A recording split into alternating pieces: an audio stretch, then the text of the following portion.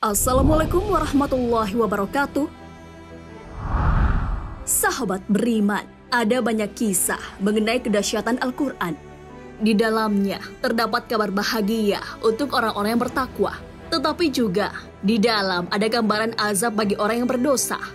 Bahkan penemuan-penemuan ilmuwan telah ada di dalam Al-Quran sebelum para ilmuwan itu meneliti. Namun ada yang lebih dahsyat. Benarkah turunnya Al-Quran sampai membuat banyak makhluk tak berdaya, bahkan malaikat sampai pingsan? Lalu bagaimana cara malaikat Jibril menyampaikan wahyu yang begitu hebat itu? Tonton video ini agar tidak sesat. Sahabat beriman, masih ingatkan keadaan Rasulullah SAW saat menerima wahyu pertama kali? Iya, benar. Nabi Muhammad SAW sebagai penerima wahyu mengalami guncangan. Peristiwa pertama kali turunnya wahyu membuat sang Nabi begitu ketakutan. Imam Bukhari mengatakan bahwa saat wahyu turun pertama kali kepada Rasulullah SAW itu diawali dengan mimpinya yang menjadi kenyataan. Nabi SAW melihat cahaya cerah saat subuh. Semenjak itu, suami Siti Khadijah itu suka menyendiri, bahkan sampai menyendiri di Gua Hira dan beribadah selama beberapa malam. Di Gua Hira itulah Nabi Muhammad SAW didatangi oleh malaikat. Malaikat tersebut menyuruh Rasulullah SAW untuk membaca. Lalu beliau menjawab bahwa ia tidak bisa membaca. Begitu terus hingga 3 kali. Pada kali ketiga, malaikat itu pun menyampaikan wahyu pertama, yaitu: bacalah dengan menyebut nama Tuhanmu yang menciptakan. Dia telah menciptakan manusia dari segumpal darah. Bacalah, dan Tuhanmu lah yang maha pemurah, yang mengajar manusia dengan perantara kalam. Dia mengajarkan manusia apa yang tidak diketahuinya. Quran Surah Al-Alaq ayat 1-5. Rasulullah SAW pulang dan membawa ayat-ayat tersebut dengan perasaan yang terguncang. Beliau pun bertemu istrinya Khadijah, kemudian bersabda, selimuti aku. Mereka pun menyelimuti beliau hingga hilanglah rasa takut dalam hatinya. Beliau lalu menceritakan kejadiannya kepada Khadijah. Kemudian Rasulullah bersabda, aku sangat mengkhawatirkan diriku. Hadis riwayat Bukhari.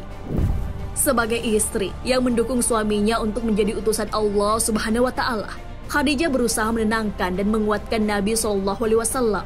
Khadijah kemudian berkata, tidak, demi Allah, Allah tidak akan menjadikan kamu bersedih sama sekali. Engkau adalah orang yang suka bersilaturahmi, menghormati tamu, suka membawa beban sendiri, dan menolong orang-orang yang tertimpa musibah. Hadis riwayat Bukhari.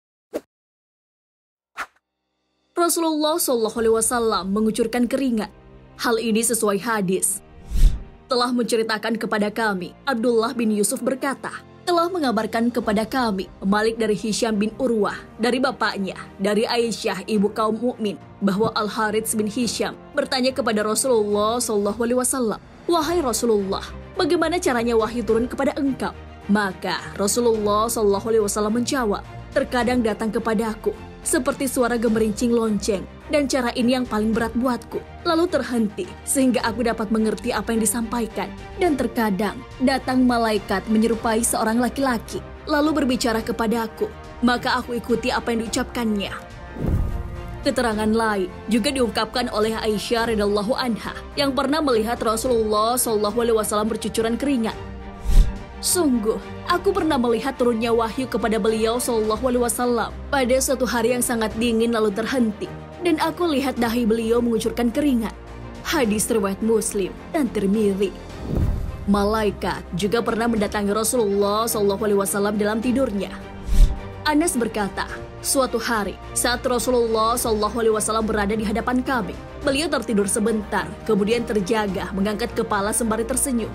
Lalu kami bertanya, apa yang membuat Anda tertawa, wahai Rasulullah? Nabi menjawab, barusan sebuah surat diturunkan kepadaku. Nabi kemudian membaca surah Al-Kautsar. Hadis riwayat Tirmidzi. Wahyu yang diterima Nabi itu ditiupkan ke dalam hatinya. Dari Anas bin Malik, Rasulullah SAW bersabda, sesungguhnya malaikat Jibril membisikkan dalam hatiku, sesungguhnya seseorang tidak akan mati sampai sempurna rezeki dan ajalnya. Hadis riwayat Al-Hakim.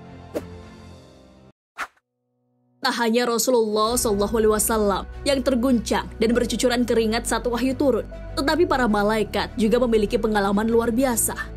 Al-Quran diturunkan kepada Nabi Muhammad SAW melalui perantara malaikat Jibril. Lalu, apakah kalian pernah membayangkan bagaimana malaikat Jibril mengambil wahyu tersebut, kemudian disampaikan kepada Nabi Muhammad SAW? Ternyata, ada dua pendapat mengenai hal itu. Pendapat yang pertama mengatakan bahwa malaikat Jibril pada mulanya menghafalkannya dulu di Lauhul Mahfuz. Kemudian, barulah menyampaikannya kepada Nabi Muhammad SAW. Pendapat ini diabadikan dalam kitab Al-Madkhal ila Ilmi Al-Quran. Pendapat kedua mengungkapkan bahwa saat ayat Al-Quran akan diturunkan, penduduk langit merasakan berbagai hal. Peristiwa ini telah diabadikan dalam banyak hadis. Dari Abdullah, Rasulullah SAW bersabda, "Jika Allah menyampaikan wahyu, maka penduduk langit mendengar gemerincing seperti ada suara rantai yang beradu hingga mereka pingsan. Dan mereka terus dalam kondisi seperti itu hingga datang Jibril. Maka ketika Jibril datang, mereka pun sadar." Beliau bersabda, lalu mereka berkata, "Wahai Jibril, apa yang disampaikan oleh Rabbmu?" Jibril menjawab, "Kebenaran." Mereka pun berkata lagi, "Kebenaran, kebenaran." Hadis riwayat Abu Daud. Dalam hadis lain disebutkan bahwa malaikat mengepakkan sayap.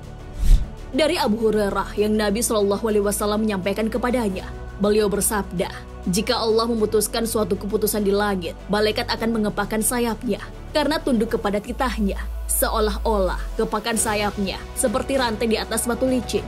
Hadis riwayat Bukhari dan Abu Daud. Hal lain yang terjadi adalah sebuah penduduk langit akan tunduk saat wahyu diturunkan. Jikalau Allah berfirman tentang wahyu, maka seluruh langit dan bumi akan bergetar karena ketakutan. Jikalau terdengar penduduk langit, maka seluruhnya tunduk dalam keadaan bersujud. Kemudian yang pertama kali mengangkat kepalanya adalah malaikat Jibril alaihissalam. Kemudian Allah firmankan wahyunya. Hadis riwayat At-Tabari.